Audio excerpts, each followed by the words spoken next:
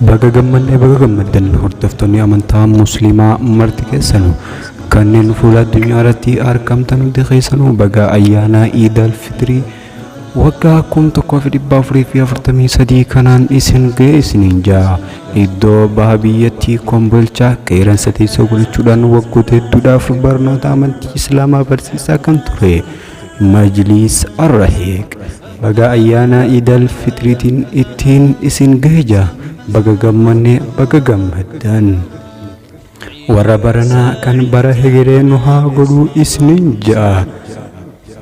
Egaa sagantaa ayyaana Iidal Fitriitiin booda sagantaa bashannanaatii fi qophii bohaartii gaafii fi deebii chaanaala Majlis Arrahiq kana jalaa ni argattu.